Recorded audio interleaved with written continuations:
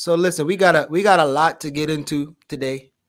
One of the topics, which is Charleston White, has took a real sharp turn in my brother's morning chat. I got a chat with two men I love and respect, Manning and Denzel, who have switched their position on Charleston White. So I know that face. I did the same thing, but I guess we're gonna try to figure out if we can stay with them switch. But yeah. Well, I mean, I would like, if you wouldn't mind, break down the history of that. Like who is like Charleston White? Because I didn't know this much about him until very early this morning. So yeah. Apparently he's been well, I guess we can get into it. Apparently he's been accused. No, he actually was convicted for participating in the murder of a white man. Right? So him and his homeboys, he said he comes from a rich, well, his mother was wealthy or had the resources, and he didn't want to deal with the resources. He wanted to do some hood shit. So he left his mother, ran away, started hanging out with the neighborhood boys or whatever. They went into a clothing store to rob the clothing store, him and his homeboys. On the way out, being chased out, a white man who wanted to be a superhero tried to help the loss prevention person. He pulls the key out of the car before they get to drive. Charleston gets up off of a gun, passed the gun to his homeboy and said, shoot him. And his homeboy shot him, killed him. They all went to jail. They all from 17, 16, and 15. Right? Now, there's some things around. I've been trying to do some research. Supposedly, the names are suppressed because they're youth. But then there's other youth who, including white youth, who name is all over the docket of different other things. But upon his last 2 or 3 years in jail, he becomes youth prison international. No, I'm sorry, a state speaker. So he goes around this. Yeah. I think Geechee was prison on system his is path. for young people and how it changed his life. Geechee, you froze up. You still frozen it. Because I mean, the algorithm know he's about to say some foolishness. Not sip at this point. Anyway, but so I don't know where I left, but so he gets a second chance from a judge, the same judge who allowed a white boy who killed 4 people with a car to get off because they said he suffered from what is affluenza. Affluenza.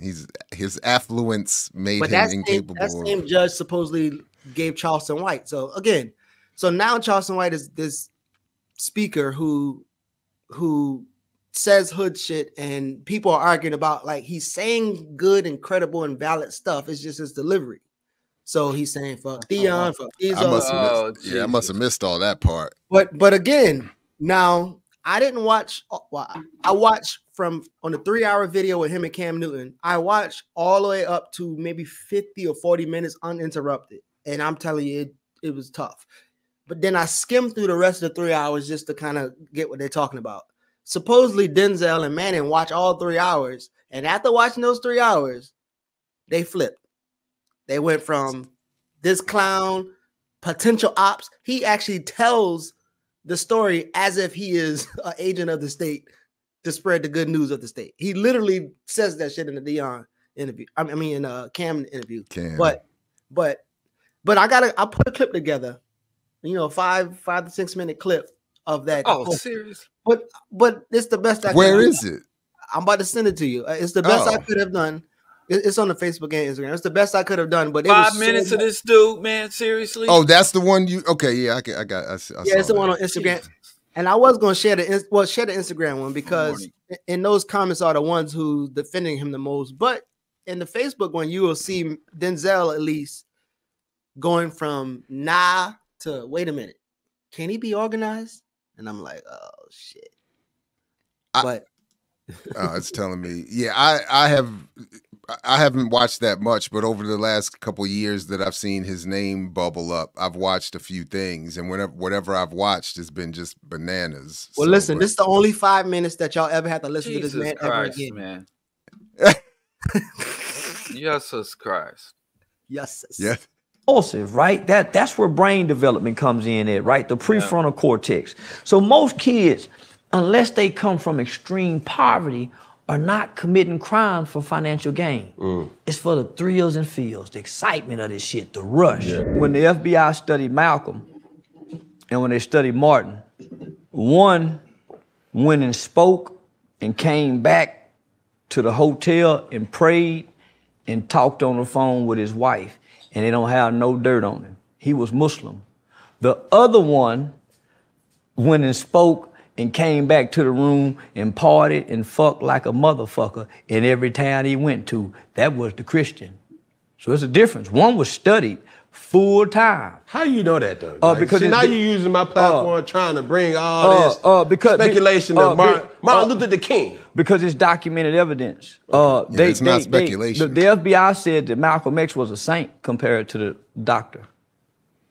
It's very well documented that Dr. Martin Luther King was just like any man.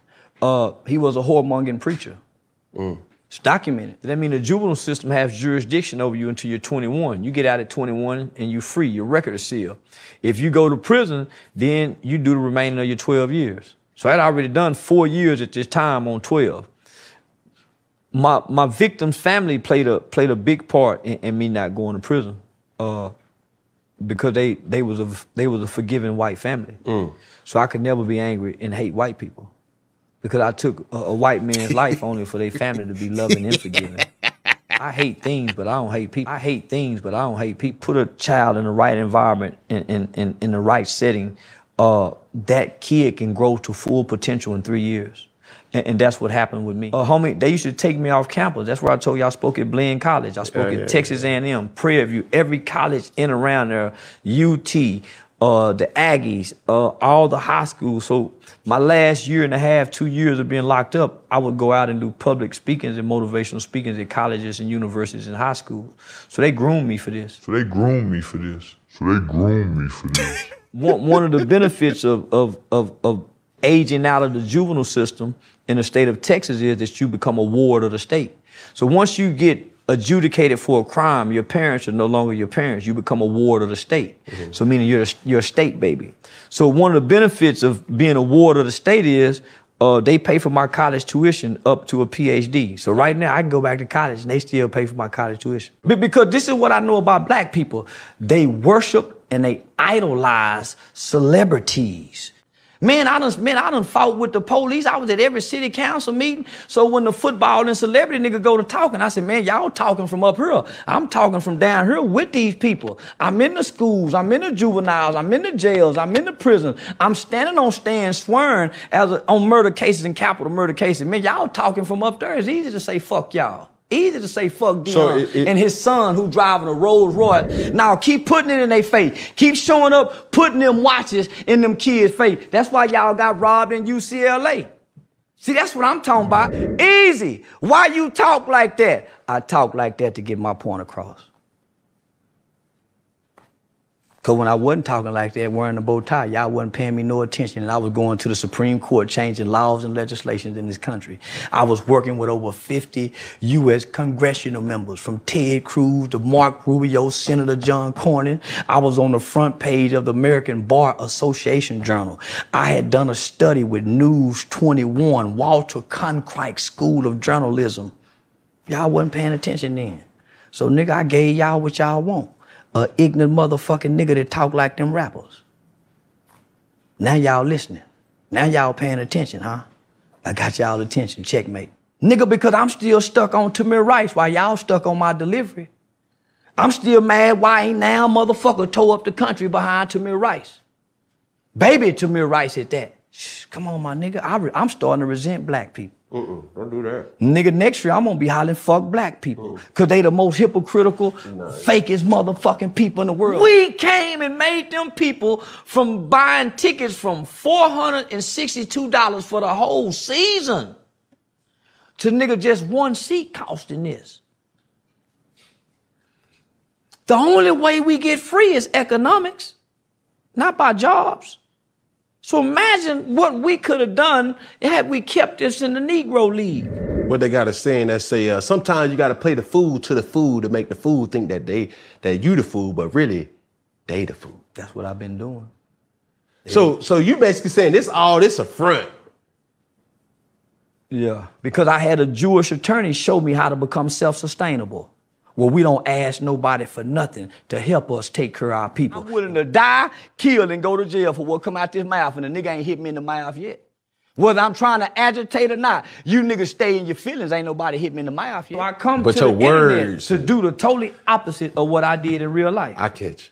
I come to the internet to be the opposite. Remember, I was a frustrated youth advocate. Mm-hmm.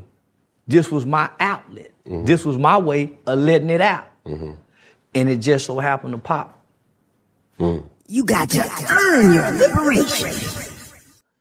So look, again, 3 hours, and I saw some people say they're gonna check it out. I don't recommend it, but if you can sit through it, it'll be interesting. And I don't know how Denzel and Manning flipped, but they did.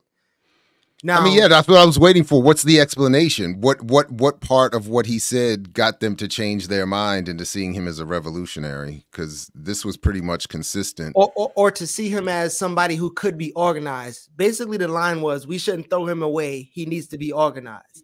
Now, real quick, what happens with Charleston White I've seen in communities, at least 3 hoods in 3 different states, and then all online. When he say that one thing that they rock with, that's kind of how they get emotionally connected to him. Yeah, he ain't lying about them rappers. Even one time in this interview, when he says, fuck celebrities, I'm with the people, fuck celebrities, celebrities don't give a fuck about us. At one moment, Cam and him was arguing. Cam said, I am a celebrity. I'm a celebrity. He said, well, I'm not. And then at the end, I don't know if y'all remember Mikey Williams, the top basketball player, high school basketball player who got a gun charge and he's about to go to jail for a minute if he get convicted. In the interview, Cam said, if I was Mikey's mentor, I would have told Mikey, you too famous. You too famous to do this shit. You should hire a hitman.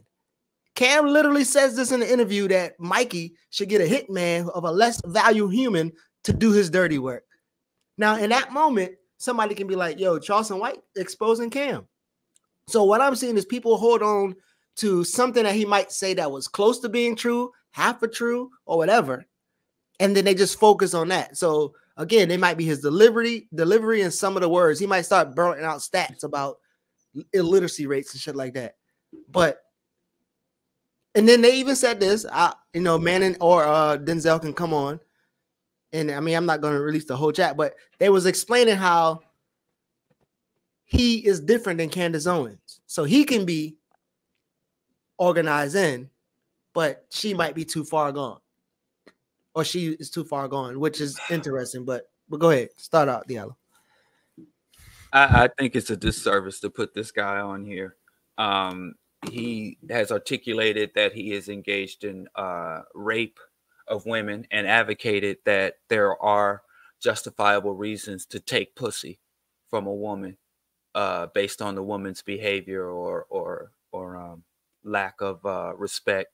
And of course, he's also advocated for brutalizing and abusing women. He has fantasized about and gave detailed, intricate instructions on how you can justifiably murder another Black person and claim self-defense. He has talked about how he is seeking and desiring to goad Black people into aggressing against him so that he can take their lives. And he went into great detail in an extremely obscene, unprovoked monologue, talking about how he would shoot someone in self-defense and call the police. And if they were injured instead of dead, he would suffocate them quietly while pretending to give them CPR or assistance.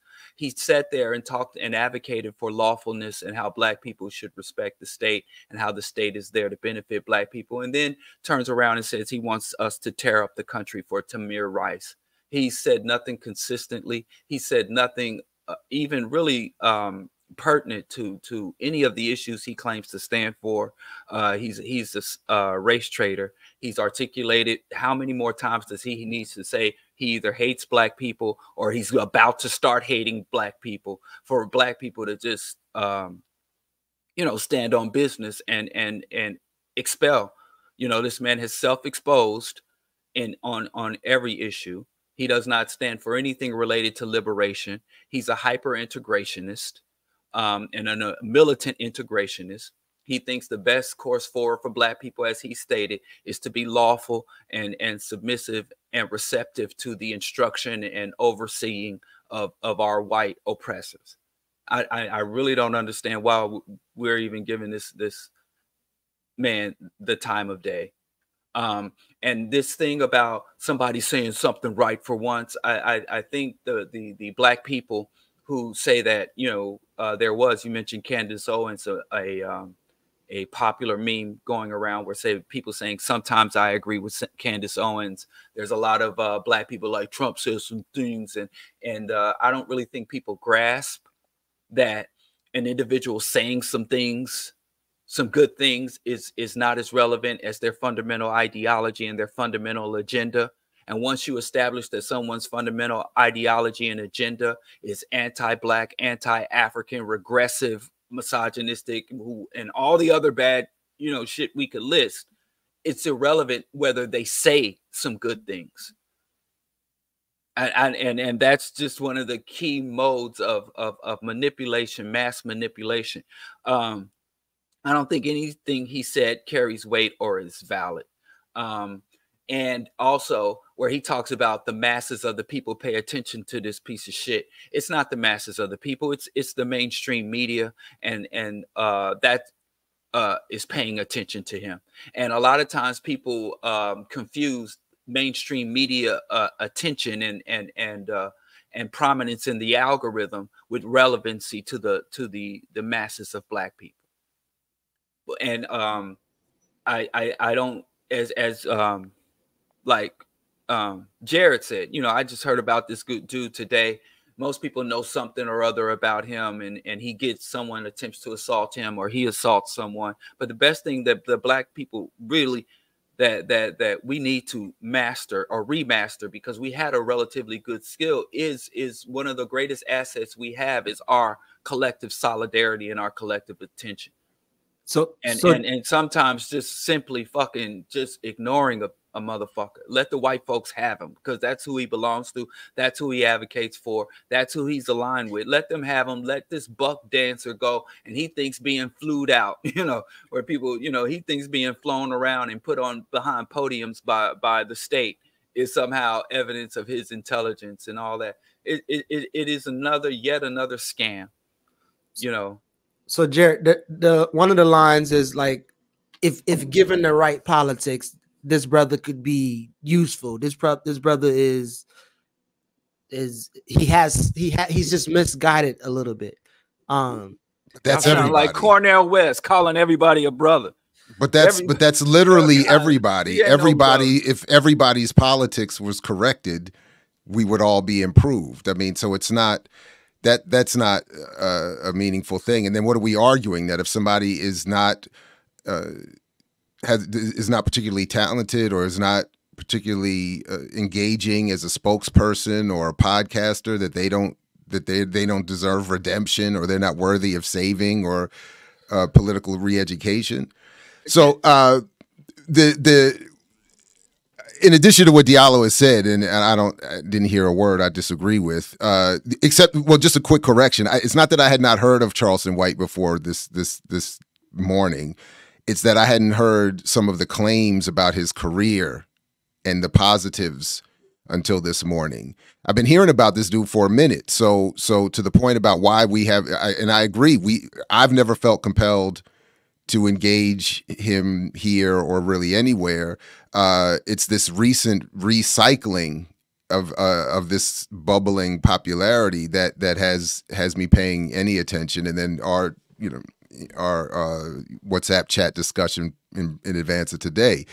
But so just a couple of things. One, similar to what Diallo just said, I think we're reacting to this, or I think it's worthy of a reaction at least, because this is emblematic to me of part of the many problems, the array of problems we have to deal with. That he is speaking white conservative politics in blackface. He is popular because he is platformed and algorithmed and supported, if not more directly by the state, to be popular. He's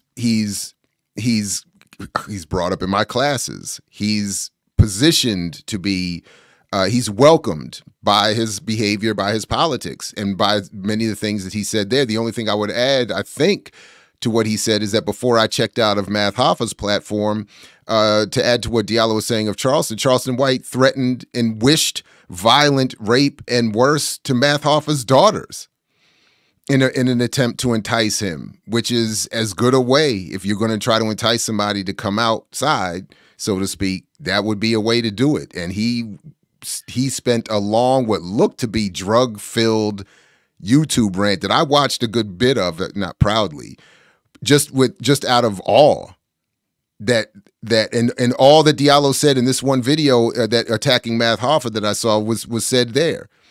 Just the broad attempts to draw anyone out, dare anyone, and then saying, I will happily engage you invite you to violence and then bring the police. I mean, his whole thing was, I'm happily going to get you locked up or worse. I have no problem with that. So that's all that too. The obviously the claim about economics that we saw in the clip, albeit this is just a clip, I'm recognizing I'm not watching the whole thing. This black capitalist fantasy nonsense. It's and it hasn't just. So yeah, just sort of what I was saying. I wrote a note here. It's happened to become popular. It's not that it's happened to become popular. It's been invited. I just was watching people talking about industry plants in music and podcasting. There's certainly an industry plant version of political punditry, right. And having him, and then lastly, even starting with Cam Newton having a podcast, another podcast, which is evidence of this colonized media environment. A feature of which is to encourage any and everyone to have a platform, some of which become wildly popular, not because they have a particular political analysis or even talent in podcasting, but because they're already famous for something else, and they can just expand that brand and the brand of white conservative politics in black spaces even farther. So all of this, to me, that whole clip is indicative of all these array of problems that we're facing, from media environment down to analysis, down to political performance, and worse.